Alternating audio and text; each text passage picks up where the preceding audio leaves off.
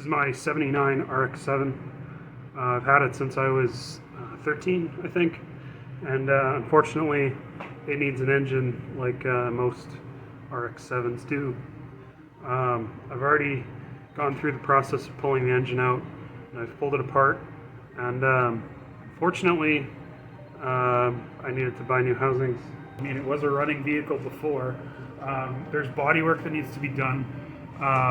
There's some rust behind the wheel arches on both sides that'll need to be addressed. Unfortunately, it's freezing in here at the moment. It's -5, so painting in here is not fantastic if you actually want to get like a good quality finish. So I won't be able to do the automotive work until spring at the very earliest. In terms of engine parts, this is what I've actually got. I've actually got 4 housings. The 2 here are from my car, and then these 2 are from an engine that I bought super cheap off of Kijiji, and it ended up have eaten an apex seal, which completely destroyed this housing, and it also ate, I think it's this rotor. Yeah, this rotor here is just totally trashed. So out of that engine I did get 1 decent housing and 1 decent rotor, as well as an eccentric and some other parts. But more importantly, what I did get out of it is I got a set of good irons. And here actually all of these irons are good, with the exception of this one has a little bit of chipping on it. But other than that, these ones will go together into a pretty solid engine. So the big reason why I needed to buy housings, I think this is the rear housing out of my car. You can see that this is pretty chipped. Honestly, for a 12A, this would probably run, and it would probably run fine for a while. And especially where it is, I mean, it's right by the exhaust port, so if it was leaking past, you'd end up leaking exhaust. You'd leak your combustion into your exhaust, which is not ideal. I mean, if I'm spending all this money on rebuilding the engine, I might as well do it properly. The other thing that I don't really like about this, I don't know if you can see this, or if it shows up really well on camera. You can see there's those kind of teardrop shaped lines above the trailing spark plug there. That's actually working through the hardness on the chrome. So that's going to start chipping pretty soon. And then moving further up the combustion chamber, you can kind of see, I mean, there's chipping kind of all over the edges. Is this housing usable? Yeah, probably. Is it something that you want to stick a bunch of boost in? No. Is it something that you probably could expect to have to tear down later? Probably yes. And then just for fun, this is the housing of that motor that ate a seal. You can see that that's probably not going to make compression. And the seal bounced around in there, and holy crap, did it do a lot of damage. Fortunately, it actually didn't damage any of the irons. It only gouged out the housing and destroyed the rotor.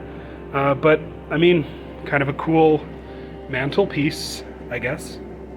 So one of the big things that I'm doing while I have this thing apart to kind of, bump the performance a little bit, is I'm having what's called the street port done. And I'm having that done in Calgary by a company called Rx7 Specialties. Anyways, this is the front iron from a 12A here, and basically what a street port's going to do is it's going to make this bigger so that more air can get in. More air, more gas, more power, more fun. What they're going to do on this one is basically they're going to open up this port. They're going to make it taller, and they're going to make it longer this way, and also a little bit wider that way. The whole goal is basically to change the timing a little bit, kind of be equivalent to putting a cam in a normal engine, and in addition to that, it's also going to let more air in, simply just because the port is wider. Probably the biggest upgrade I'm going to be doing, aside from the street port, is I'm going to be getting rid of this piece of shit, and I'm going to be replacing it with a Holley Sniper, which people have also told me is not that great, but I mean, it can't be worse than this thing. This thing is a mess of a carburetor. I mean, just look at all the lines on it, all the linkages and all the... I mean, this thing is just impossible to tune. It's impossible to keep running. And makes this car not fun to drive for me.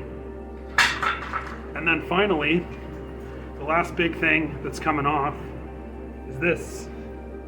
This is the thermal reactor from a 12A.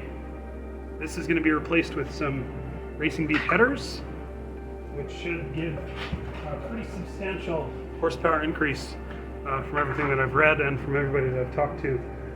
So I'm pretty excited for that.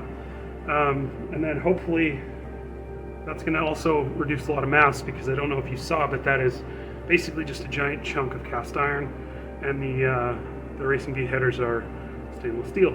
As far as where I'm at in this thing, I actually found a set of housings from some guy in Oregon, and he's going to be shipping those up to me. He's actually already shipped them, but because of the Canada Post strike, unfortunately they are somewhere.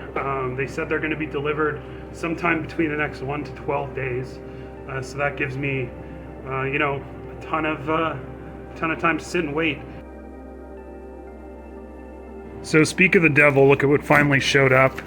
Even though, like everything, because I own this thing, CBSA searches all of my packages because, you know, clearly I'm a Russian asset. Two fairly good condition 12A housings.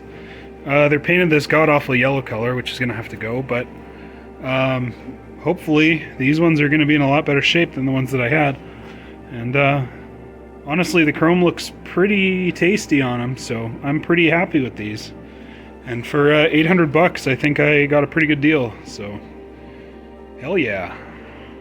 While the engine's being sent away, I decided to take the front cross member out with the control arms, tension rod brackets. I cleaned all the rust off of them because there was quite a bit of rust scale on them. So I cleaned those up with wire wheel, and then hit it with some of this rust converter, which is like a phosphoric acid solution that creates a iron phosphate coating on the top. And then over that, I just went with the Rust-Oleum rust paint over top, which should, I mean, hopefully it'll stop it from rusting for another bunch of years.